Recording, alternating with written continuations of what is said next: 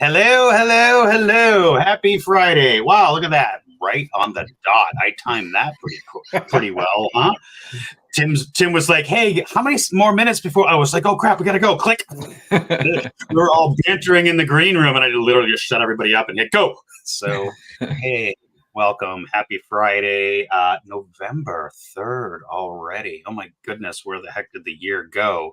My gosh. So Halloween is done. Is it time for our Christmas decorations? We can just forget about that thing with the turkey in between, or like, how was everybody's Halloween? Jesse, did you take the kids out there and do some treating and get some? There's not much to trick or treat around here, but what I will say is that one thing that I did this year that I've never done before is I left my Christmas lights up all year round, so I don't have to put those up. They're still on the house. Love it. And I can hear my dad's voice coming down from above saying, chiding me and chastising me for not taking those Christmas lights down because he always hated that. Truth be told, I never take mine down, only when they're broken and I have to replace them. So I'm right there with you, right? Yeah. And generally it's like, oh, I'm like looking outside. It's like 90 degrees in July. And I'm like, I should probably deal with those Christmas lights. And then I think about it and actually do it in like 4 feet of snow. So this week, Insider. Yeah. Insider threat, is that even a thing? Like, what the heck? What are we talking about? IP?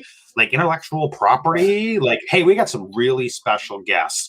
Let's just take a minute here and allow everybody to kind of introduce themselves. And while you're up first, Catherine, thank you for joining us. Tell us a little bit about yourself. Well, thank you so much for having me. It's a pleasure to be here on your podcast today. I'm Catherine Marinas Yakub, and I'm a principal with Control Risks. I'm based out of our New York office. And I support clients to manage and mitigate their insider risks and help protect their intellectual assets. Great to be here. That's awesome. Are you? Is that a virtual background, or is that like your office? It's the office. Wow, that's like super cool because I got the fake olive tree and whatever, but I like the stripes, the glass door, and the brick. It's really cool. And so up next we have our good friend John. John, why don't you come off mute and say hello, my friend John? Yeah, thank you very much for having me all the way from the UK. So Halloween is kind of an American thing that's really taken off over here, but my kids are far too old, so haven't been involved in any Halloween things. I've been in IP, I think it's 22 years now. I met Tim back in 2010, I think it was, and we worked together in IP then, and we've followed similar paths maybe, but the last maybe 6 years we've sort of diverged. I've stuck with IP strategy, and Tim's sort of got the information security component of that. And to be fair, to be honest, I've only just really woken up in the last 6 months to the importance of the intersection between protecting, defending intellectual property and the whole intersector management of information security. So really pleased to be on this call today because I think there's a lot of really interesting stuff for business. So I help businesses with IP strategy. And, my point going in today is that everybody is going to tell you they've got trade secrets. Everybody depends on trade secrets, but next to nobody can defend their trade secrets. And that's where it's at. And that's where I think we might have some good conversation today. So thanks for having me. Awesome. Glad to have you here. Hey, Jesse, what's going on in your world? Yeah, we got some news. We're expecting our third, so it's I guess it's LinkedIn official now. So. Congratulations, my friend. That's very exciting. Your third. Yeah. Any hints on do you do the whole gender, boy, girl, whatever it happens to be, pink, blue, yellow, green, or golden? we we didn't for the first two, but I don't think they're going to let us get away with it this third time. My oldest is she is quite precocious and quite opinionated, and she basically has already said we're going to find out. So we're going to follow her lead, and I think we're going to find out ahead of time. So there you go. And let me guess, we just said it a minute ago. It's November 3rd. You got like the like no shave November going on there? Or what are you doing? Yeah, I mean, I think I've got the crazy. I got the crazy week of November going on here. Crazy start to November. So, yeah, we've had all sorts of things going on in the family this week. Speech meet at school, and I just let it go, just letting it rock. So, how's Power PSA? Yeah, so I'm with Power PSA Consulting. We help MSPs build, scale, and profit from security programs for their clients. Awesome. Thank you. Well, you heard it here first. Jesse's gonna be a daddy 3 times over. We're very excited for you. Thank you so much for allowing us and allowing our MSPs and our community here to be one of the first to know. Well, okay, maybe not the first to know, but at least throwing that out there. So thanks, Jesse. We're very excited for you. Thank you. Live from Dave & Buster's, it's Tim Schnur. Hey guys, can you hear me okay? Absolutely. So yeah, I'm really excited about this episode. We've been talking about this for a couple months now. Worked with John Pryor at global intellectual property broker for a couple years. We were the biggest, patent and IP broker for a while, and really moved over to cybersecurity. A couple years at the Big Four, and it's amazing as patents have kind of been diminished and trade secrets have become more important. There's really been this collision between, intangible proprietary assets at firms. And let me just tell you, small businesses, you have intangible assets, whether it's customer lists, whether it's what we're spending on Google AdWords, whether it's, the firm's finances. There's so much intangible internal assets that you don't realize insiders have. So I think largely on this episode, we usually talk about insider threat as someone who gives away his credentials and gets hacked, like MGM or something like that. But today we really want to talk about, this enormous potential risk, which is a potential opportunity for, outsourced security providers like MSPs and MSSPs and VCSOs to really make a difference for their customers, to really help them protect it. And it weaves in extremely nicely with kind of what everyone does here on the phone. I mean, Tim Golden has a fantastic compliance risk, a GRC tool that can help you, put things in place. Jesse's helping VCSOs really get left of boom and be protective and increase their posture. So, really excited about this episode, where it's going to go. So, like I said, be patient here. And I think there's real opportunities, whether, no matter what your maturity is as a service provider, we're really excited about that. So why don't Tim, I'll kick things off. I know I'm a little long in the tooth here. I'm Tim Schnur from Cavello. I'm really excited about the tool we work with, because we have playbooks and tools to help track, prevent, investigate insider threat, which I think, like I said, if you don't come away from this episode thinking that insider threat isn't a big deal, it really is. So why don't we start with Catherine? And I don't get an intro? Well, thanks a lot. Fine. Tim, I mean, you started the show, so I thought you had an intro. Tim, why don't you go? Why don't we? I actually have an anecdote, a story, like I always do, to share that is really about IP, intellectual property. And before I do that, can you fix the little thing on your microphone? Because it's kind of like falling off, and I'm like, it looks very dumb. So anyways, Tim Golden, founder of Risk Compliance Scorecard. This whole concept of insider threat, right, or intellectual property, right? We're going to dive into this here a little bit more, but I have an anecdote for you. So those of you that know me know that I was pretty heavily involved in the beer community here in New England. And several years ago, probably 10, 12, don't quote me on the dates, there was a very popular beer that came out once a year, this time of year. We'll call the beer, Bobby. I don't know, whatever, it doesn't matter. And this was a very special beer. And they took a lot of time to promote it, to to brew it. It was only limited, very exclusive, right? And so it became very popular. Everybody rushed to this brewery to get this beer back before this big beer explosion. And every year they'd come out, and so fast forward 5 or 6 years, they've built this brand, they've built this cult following. The beer was amazing, by the way. And for whatever reasons, we won't, I don't know the details, the brewer and the brewery parted ways. Here's the problem. The brewer owned the recipe. The brewery that invested all the marketing and all the stuff and all the whatever to build out this great brand around this amazing one-of-a-kind product didn't actually own the rights to make the product. So the person left, started his own brewery, renamed it. Everybody that knew him and knew the beer all went over and followed the new beer and the new brewery, and they were left holding the bag, right? So how does that relate to us as MSPs? And how does that relate to our clients? Well, I think that's why we're all here today with professionals like John and Catherine and Tim and the rest of us here. How does that all play in?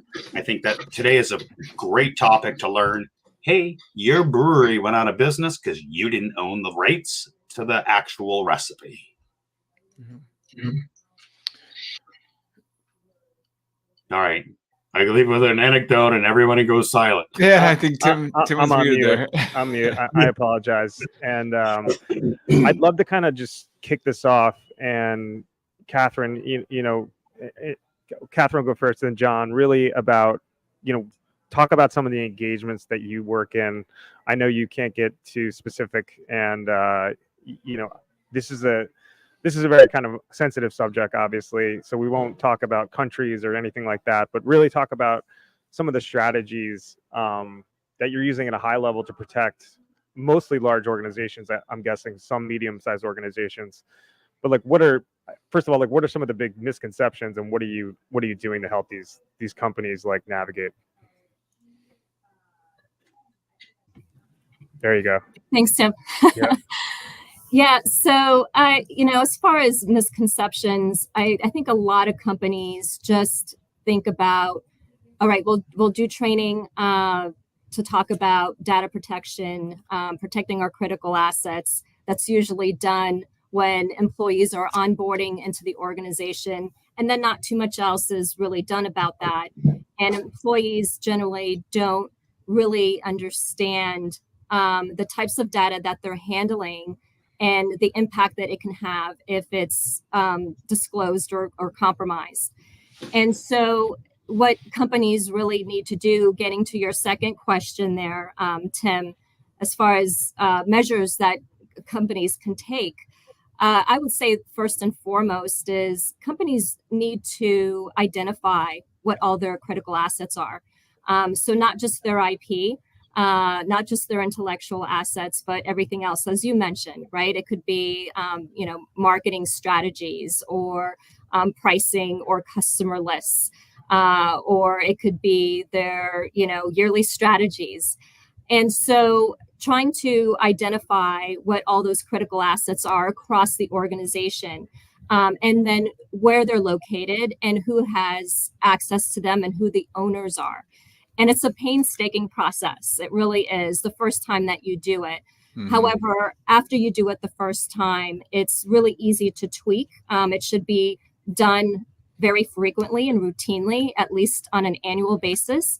But more importantly, to track those who enter the organization, move around within the organization, or separate from the organization. So once you have that done, it serves multiple purposes, and it really pays back dividends. So that also allows you to see where you need to focus your controls and your measures, and really zeroing in on those crown jewels, if you will, of the organization, and prioritizing where you're going to spend your money and your effort, because quite honestly, there isn't enough time or money to do everything. And also when there's a disclosure or unauthorized disclosure of these intellectual assets or critical assets, it becomes very easy to triage who has access, where they are, when something happens, when there's an actual incident. Good perspective. Thank you. That's great. And John, why don't you talk about some of the consequences and, maybe fast forward into like the future and lessons you've learned, right? Like looking backwards, things I needed to do or things you should do or things you should make sure you secure, right? And that's an open question. So John, you're on mute, but love to hear your thoughts.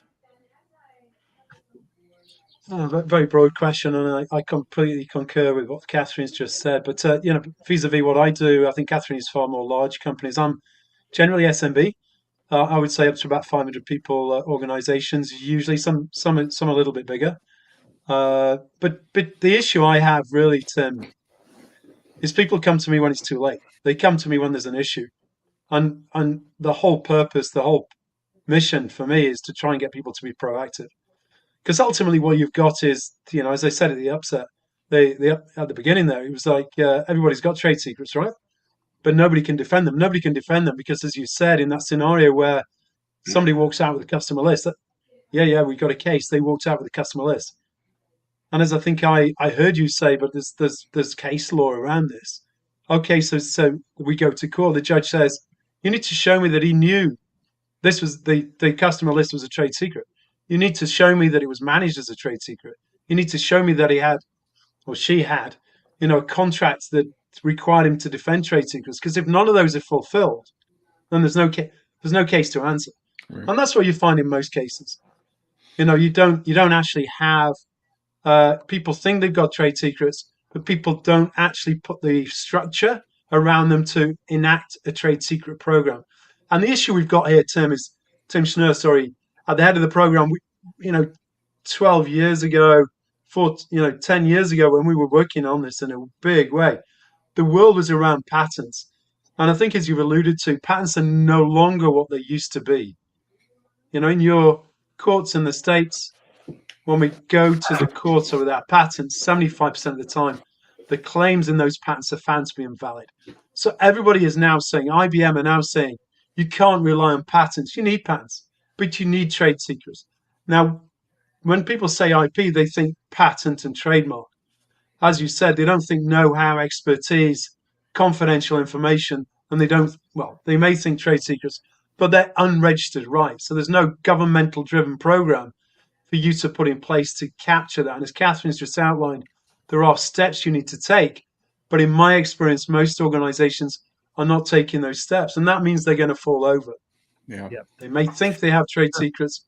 80% of execs in a recent EUI study, Economist Intelligence Unit EIU study, said they got trade secrets, but 80% of those hadn't put the processes in place to manage and defend those trade secrets. And there and you that's go, big right? companies, by the way. That's not SMBs. So, and that's a lot of what I tend to talk about, right? Falls right in your wheelhouse, right, Tim? And it sounds right. So there you go. There's the softball. Right. So everybody likes to talk about CIS controls, right? Everybody likes to talk about, where do we go, what framework, right? So we talk a lot about CIS, IG1, asset management. But when we think asset management, we think switches and printers and laptops. We don't think about customer lists, or in the case of the brewery, the recipe, or other aspects of the business, right? So, there's a lot of different things to consider in the asset category, right? This is why having two parts, a data classification document, like things like Velo can help you do, classifying the data.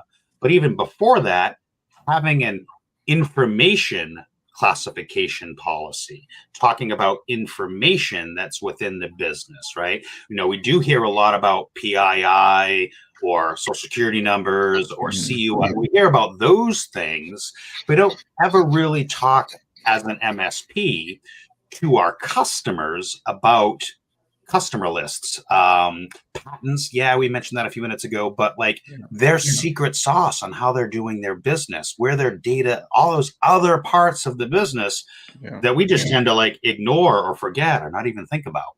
Right. Yeah, and I think both John and Catherine said one thing each that kind of perked my ears up. Something newer that I've been doing with my clients as I onboard them to vCISO services, and that's crown jewels. Thinking of them as crown jewels, and then actually showing that we're managing these trade secrets as trade secrets. And so there's a GRC software that I'm using for a couple clients that have a lot of this information. And they take you through what's called a crown jewels exercise.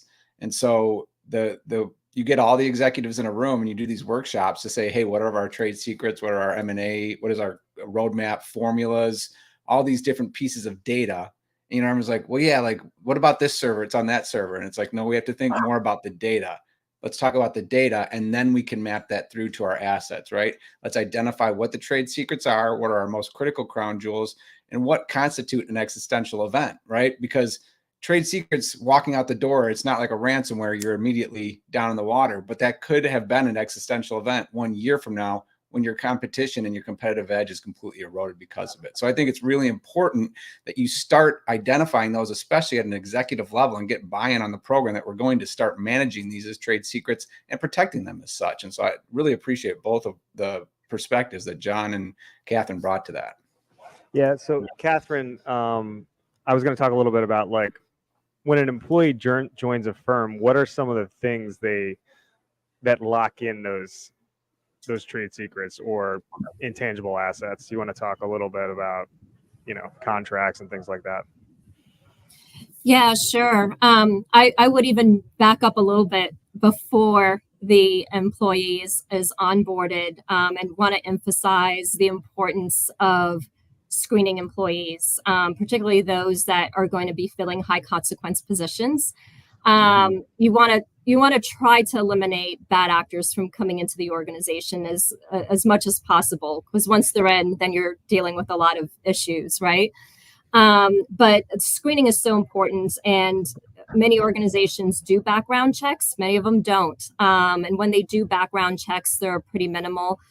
You'd be surprised at how many organizations and companies don't check the education and degrees, right? And that may not seem like a big thing, but there's so many employees who do lie about that, and it becomes an integrity issue, right? Which can then lead to other behaviors once they're in the organization.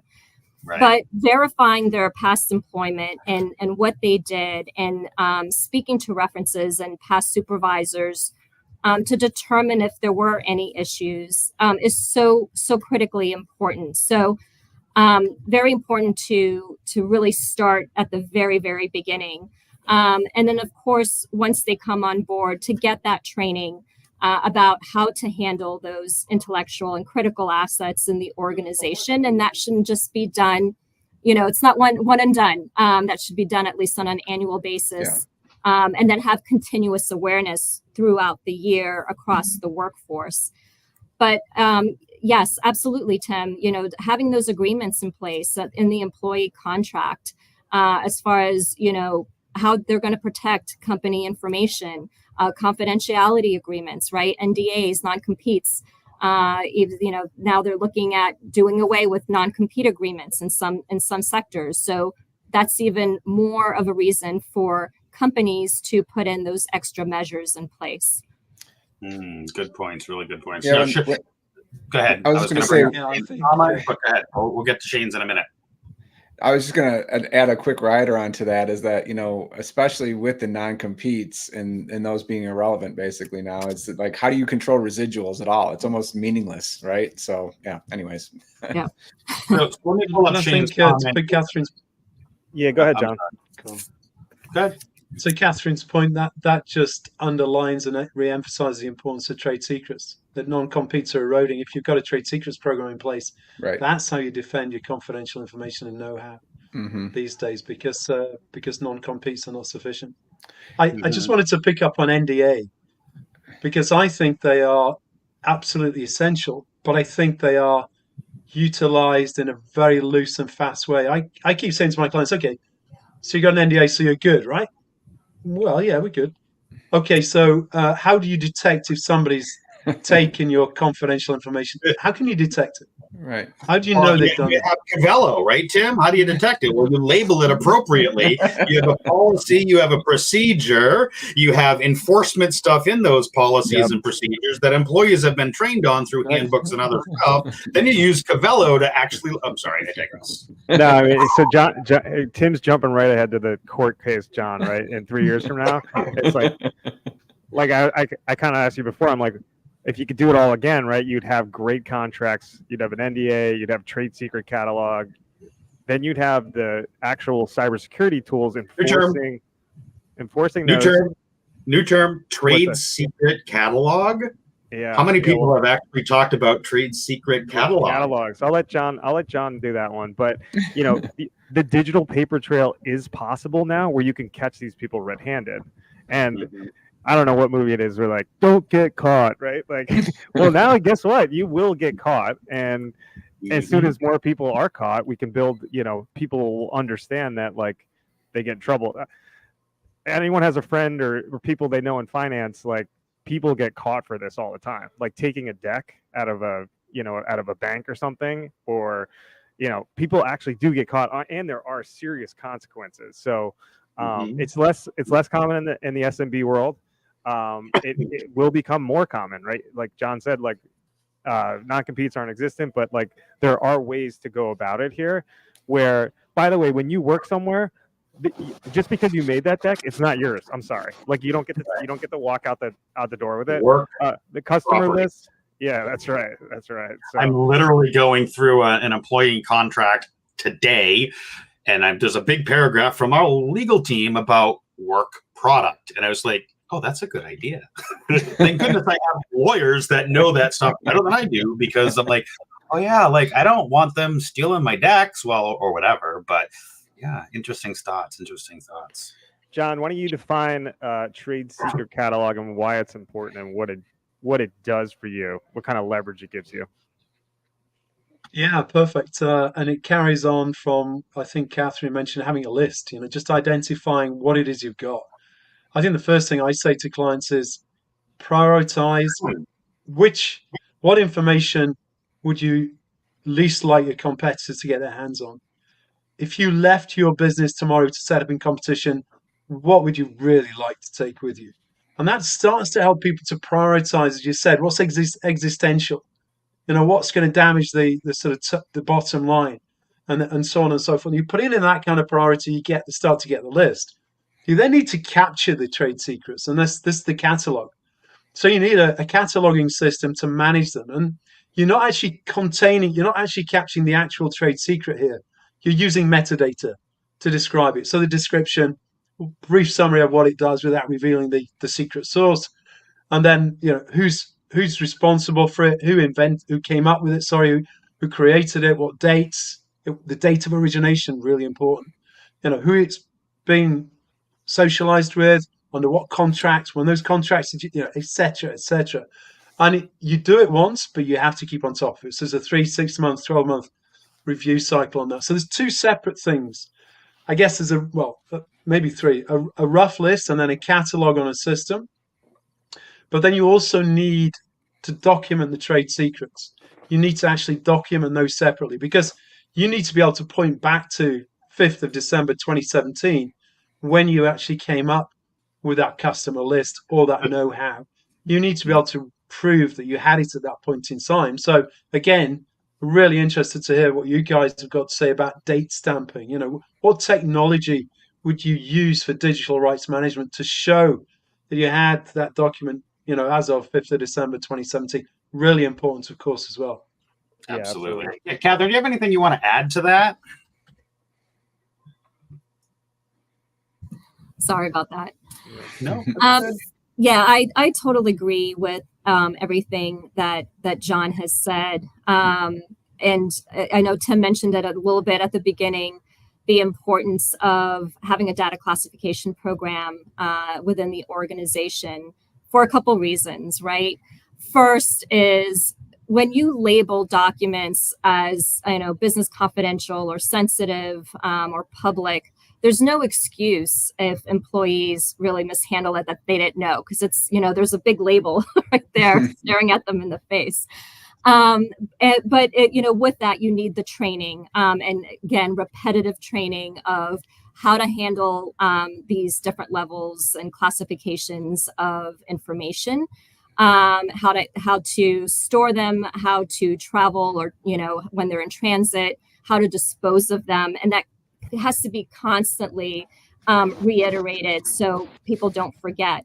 But I think going back to what John was mentioning, and that timestamp, and John, this is probably more in your lane, but when you demonstrate that you have taken measures to try to protect certain types of information, in this case IP or intellectual assets, and there is an incident of IP theft that happens, or some kind of disclosure, or corporate espionage, then especially from an insider, then it has teeth from a legal perspective, that it demonstrates that the company did take certain steps to protect that data, to make it stand out from other data, and this way, when it does go to court, they can demonstrate that.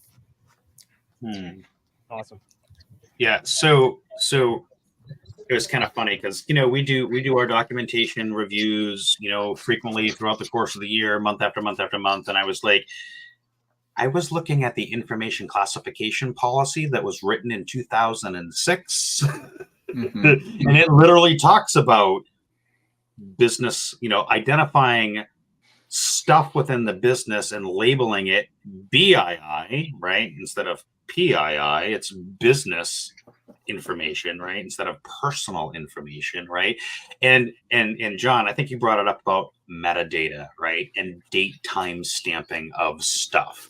Yeah, so there are some kind of put a document on your computer, it gets date time stamped. But now in this world of SaaS, where things kind of live in SaaS, actually one of the things that we did with our product, and I'm not going to plug my product, but what I'm going to say is there's an actual standardized format of how you do a date time stamp according to the world of IP lawyers and people like Catherine and John. And so when I started to put this together, I'm like, I want to make sure that I'm using the international standard of date time. And I actually had to go back to my developers and was like, change these database fields to this structure so that it meets this requirement. And people, and they thought I was crazy. And I'm like, no, there's things like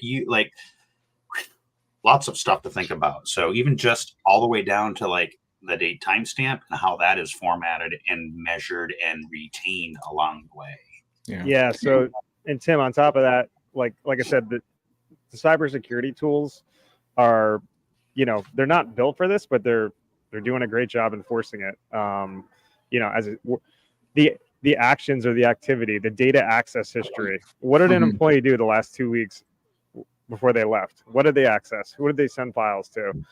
You mean IG7, IG8, the audit logging stuff? I always forget the control numbers. Don't hold me to the numbers, but audit logging, that's a thing. And then, as you said, things being marked. You can even mark files with. I joke about this. I don't know if anyone saw this on CNBC, that people were putting white text on resumes to submit, and then they'd have 5,000 words of metadata, and they'd get an interview maybe, right? Because the machine is reading it, right? But there's a lot of tricks. There's watermarking. There's white text. There's it's actually better because Catherine said, it clearly says confidential, clearly says trade secret, clearly says this. I've got an employee contract that says don't misappropriate that. So, it's really fitting nicely into left of boom, people processes and technology. Like all this stuff can really slot into Tim's policies and procedures and things like that. And then you really have the tools here to enforce it. Right. And the more people that get caught, unfortunately, people will be afraid of actually getting caught and be, and realize they just can't walk out with things. And because a lot of times it's just really obvious. And that's how those, but we talked about, I don't know if we talked about Uber, Waymo, right? that wasn't a patent trial, right? That was a trade secret case, right? They walked out with autonomous driving patents. Clearly, most of our clients are not autonomous driving companies, but you know, they still have customer lists, and you know, they just have so much intelligence about the company. And by the way, when that employee leaves, they're not going to some random company. They are always going to the direct competitor, right? Like, I'm going to use those skills and bring them across the street and go to the direct competitor. So, I see Jesse keep trying to chime in here, my friend. Jesse. I'm smiling because I'm thinking about a specific incident that happened early on in our MSP, and this was years ago. We had a salesperson that we caught wind that he was leaving. I don't know exactly how, but we, you know, put some monitoring on his computer, and sure enough, he caught him red-handed moving customer lists out to his personal OneDrive. Luckily caught him before he, you know, and confronted him about it. He admitted it, you know, and there was some legal action. I think the ownership was pretty lenient in that they didn't they didn't litigate against him. They just did a cease and desist and said, hey, you can't have contact with the rest of the company and things like that. So, but that was a good example of catching it. So that's where I really wanted to go with this and get a feedback from John and Catherine is, I think the point to that is that, right, once that was happened, every other salesperson kind of knew, like, okay, there's a chance this could happen. So let's not, you know, we don't want to do that, basically. But barring that, are there ways now, rather than, you know, the threat or catching someone and being reactive, what are some proactive measures that you've seen in the last 6 to 12 months that you feel are a potential path forward for prevention rather than reaction? So I'm going to let Catherine and John, the experts, answer that, but I'm going to chime in real quick with what I did, right? So we have a CRM. CRM has multiple roles and permissions, even all the way down to granular stuff. As you all know, I brought in Frank to help us with client success. Frank is amazing. I love Frank. He does really good work. But before I actually put Frank in the platform, I set the roles with no export. Right? Not because I don't trust Frank, right? Not because he's not, you know, trustworthy person, but I went through and I managed and I edited all the granular things of who can do what. Now that we did bump up to a spot where it was like, hey, Tim, I can't do that. The platform won't let me. And I was like, by design.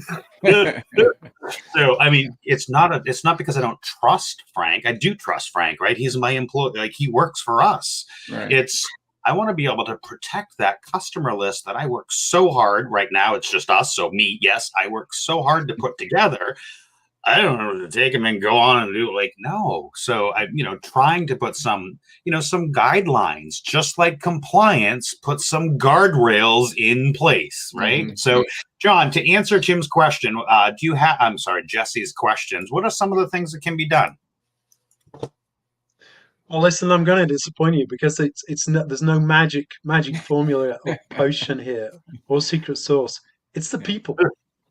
And it's, you know, I think we touched on it already, and I know it's a big topic for you guys, but the key thing for any trade secrets program is to get your people to understand what on earth a trade secret is, and to think about that red line on the revometer on the car. You know, you can go to 5,500 revs, but you cannot go to 6.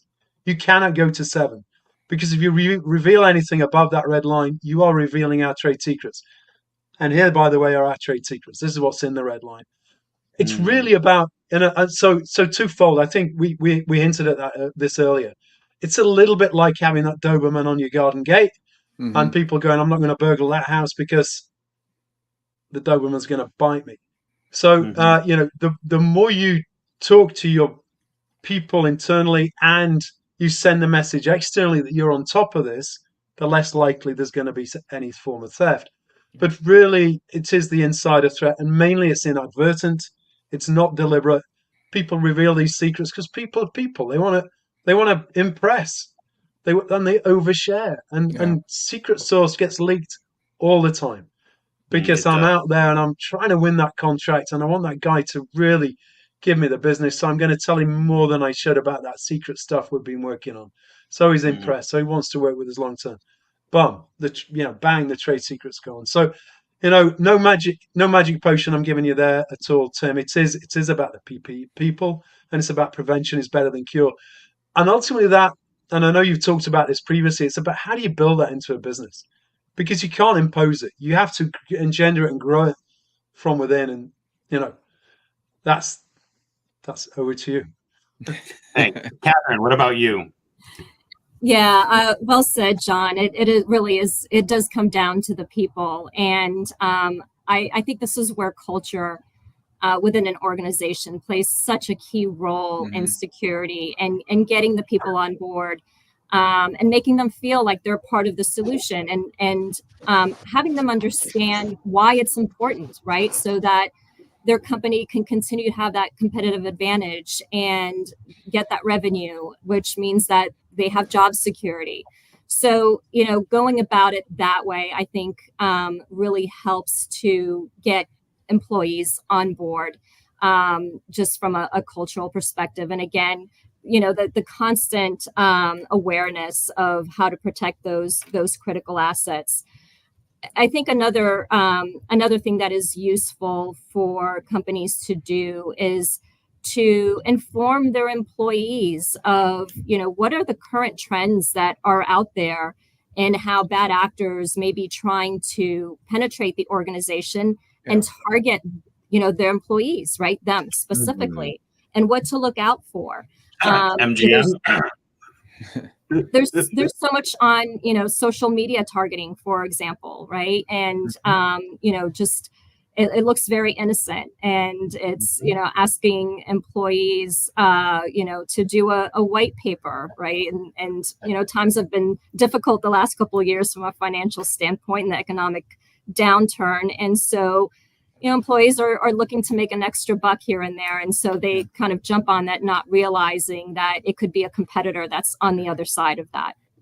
Yeah. And I think, and I agree with that. All of what everyone said. I think culture is going to be your 80-20 rule. Like that's, 20% of culture improvement is going to give you 80% of results in terms of protecting these things. Right. So I'm going to go out to the fringes a little bit here and talk about some extreme cases.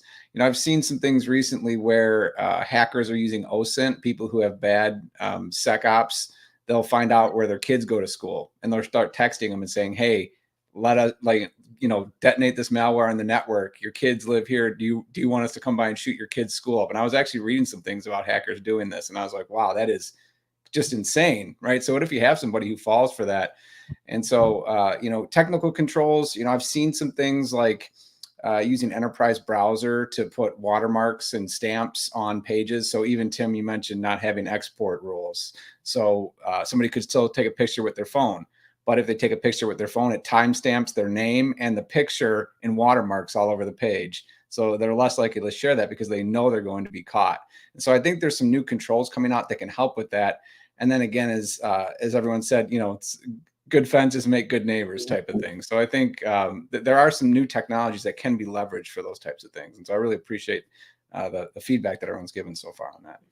Yeah, one more thing on this. We're talking about preventive measures, and this isn't necessarily preventive, but you can run like almost like an IP tabletop, right? Like you could run, see how your tools are working, catch someone doing something not deadly, inadvertently, like John said, and maybe just sit them down and warn them and say, like,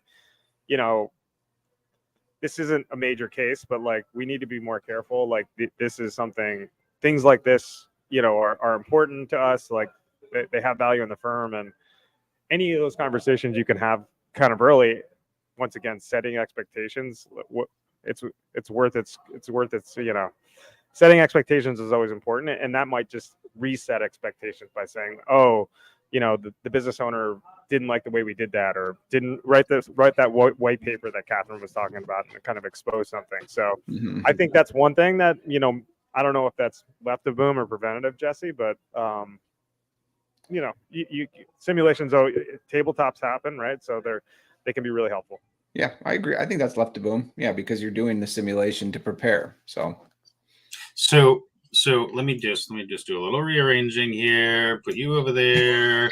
Yeah, that's good. All right, so let's break this down into practical terms, right? We got about 10 or 15 minutes left here.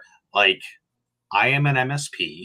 My clients are 5 to 7 employees, right? They're not enterprise. They're not these big with IP lawyers and privacy people and handbooks. They're not. So what do I do? Like, I have Johnny's Bakery. I have the brewery, and they have a brewer who owns the recipe. He leaves. We got to start over. We're going to find a new, like, what do I do? How do I, as an MSP, walk into that brewery or that bakery and say, listen, grandma's recipe, right? Like, I think it's Coke, even to this day, 2 different people have half of the recipe or something like that, whatever it is, right? Right? How do we as an MSP approach Johnny's Bakery or whatever, that small mom and pop where grandma's recipe is the secret sauce, and keeping, the junior baker from grabbing that and leaving with it? What do we do? How do we explain that to our small customer? Yeah, it's Tim, and I think it's kind of what, Catherine or John was saying about the coming in and saying, what's a list of all the important intangible assets, right? And by the way, this guy has He might not even know. He might not even They know. might not even know. Like, and reality is it even the MSP's job to bring this up? But you're bringing a lot of value if you're going, hey, you're going to have to, I think that was his recipe. He brought it before he came in here. You might want to negotiate that now, right? Or come up with some kind of agreement, right? I'd like to hear from John. Like, what's a high level list of categories or steps or workflow that we should start thinking through with our clients on these kinds of things? Well, I think Catherine actually covered them. Identify, classify, protect, and protect is train, contract, SOPs, and then manage. All the above. I mean, I wanted to just raise very quickly something that Tim picked up on, Tim Schnur picked, and that is, I listened to something you guys did previously. This falls between the gaps. It's not the IP department. It's not the legal department. It's not the information security department. It's not the IT department. Nobody's picking this up. If you go to a patent attorney and say, I'd like a trade secret program, I guarantee, I'm talking UK, it's a bit more advanced in the States. 80% of the patent attorneys, IP attorneys will go, I don't know what you're talking about. We don't do trade secrets. I'm not quite sure. Honestly, I'm not quite sure how to deal with it. So, people aren't getting that education. In my view, and I think we should sort of sharing this perspective, trade secrets are probably one of the most important intellectual property right that any business has. But as people don't understand IP, they definitely don't understand trade secrets. And so that's the kind of elephant in the room there. Nobody's got responsibility for it. Nobody really understands it, and nobody's putting this thing to bed properly. I also just wanted to very quickly, NDAs. I know what you said. Hey, what you said, Tim Golden. But NDAs are you've got to convince yourself before you sign an NDA. 2 things. One is, does the person I'm signing this NDA with understand trade secrets? Are the people, hopefully they're numbered, listed, I know who's going to be sharing this trade secret with, do they understand trade secrets? Have they been trained on it? Have they got a contract that obliges them to protect and defend trade secrets? Because if they don't, I'm not sharing my trade secrets with them, right? First point. Second point, I guarantee that every NDA you've ever come across has a term. 5 years, 10 years, usually 3, maybe 5. That's useless for a trade secret, because if it's my search algorithm from Google, right, that's protected by trade secrets. I don't want that to have a term if I'm sharing it with you. Not that I'd ever share it with you. Right, exactly. 5 years, 3 years is useless because my trade secret can go on forever. If it's, as long as it's maintained as a trade secret, that can go on forever. Okay, we can talk about the Coca-Cola recipe. It's kind of apocryphal, but that has gone on forever. Trade secrets can go on forever. Unlike a patent that expires after 20 years, it can go on forever. A patent, by the way, really important. But every patent starts life as a trade secret. And then you determine what you want to patent because you're worried somebody else is going to invent, skilled in the art can invent and get there quicker. So you patent it. But patenting is, I've heard you guys say before, you're making that public. You're sharing that with the world. So, I'm going to retain some of that as confidential. I'm going to retain some of that as trade secret because I don't want to share absolutely everything with the world. So as Tim says, I've gone a bit long in the tooth there, so I'll curtail it. But yeah, did that help? Did that answer your question at all? Or was that just? Yeah, that was very helpful. Thank you. Yeah. Catherine, I feel like you're trying to chime in there. Yeah, I would love to kind of expand on something that John said, where he said, things kind of fall through the cracks, and who has ownership. And I see this all the time with clients where they ask, like, who should own this, right?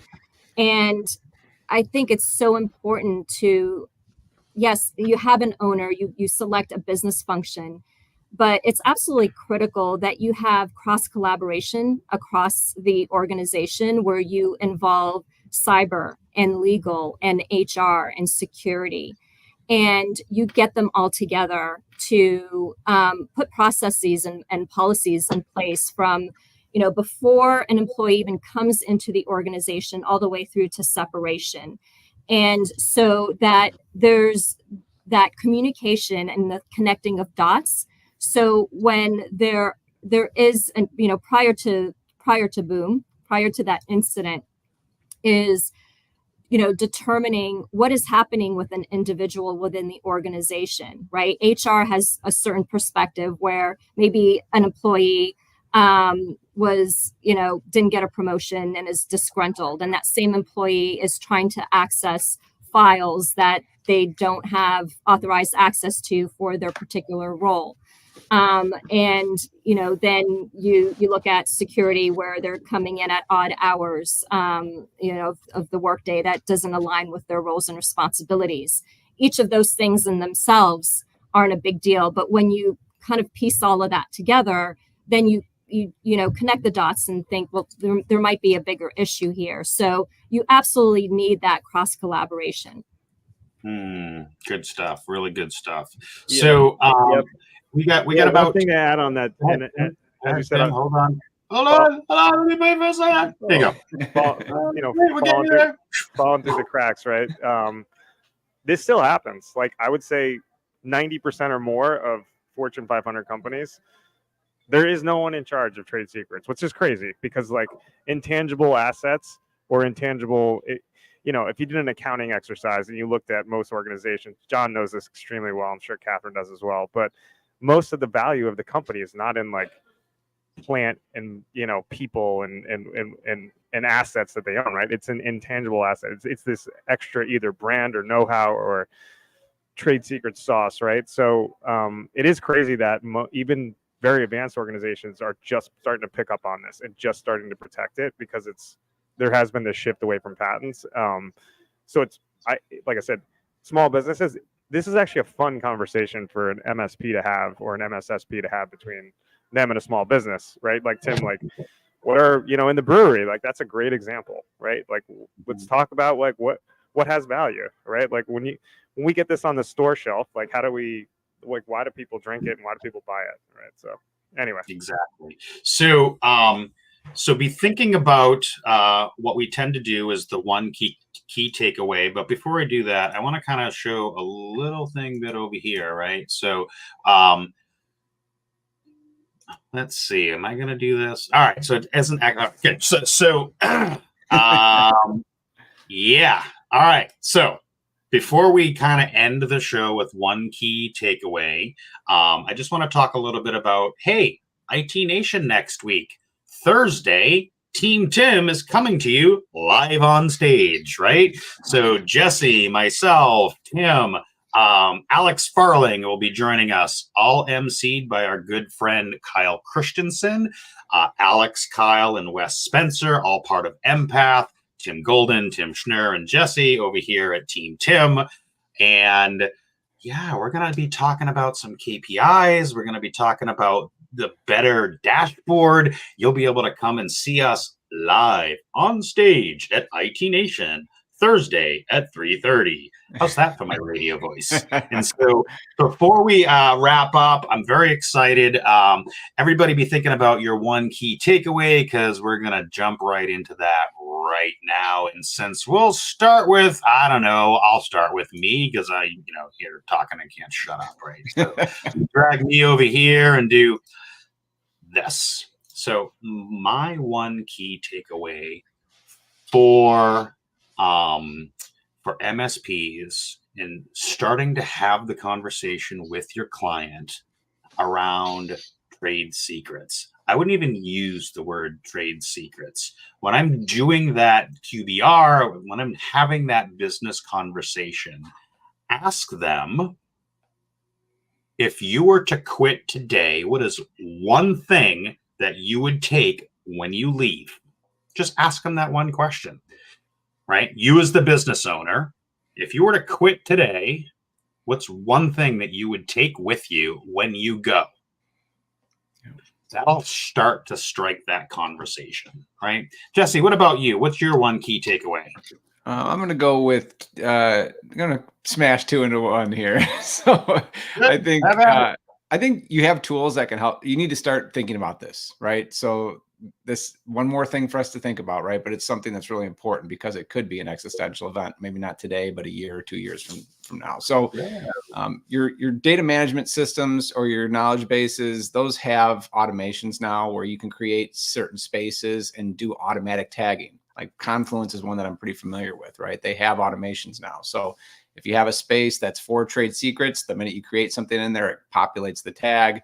You export, it puts the tag on it. There's all those things you can do, right? So technical controls, the browsers that put watermarks on things, and just create an atmosphere that employees know that these things are being monitored, and like good fences create good neighbors. And so that's my takeaway for today.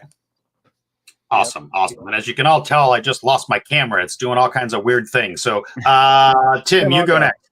Yeah. So, as I mentioned, I'm not going to mention certain vendors, but these tools are doing things anyway. Maybe it's for compliance, maybe it's for evidencing compliance, or like data access, right? Like auditing, identity access management tools. The tools are out there. The better the fence you can build, as Jesse talked about, the better the neighbors are going to be. So the better you can combine it, the better.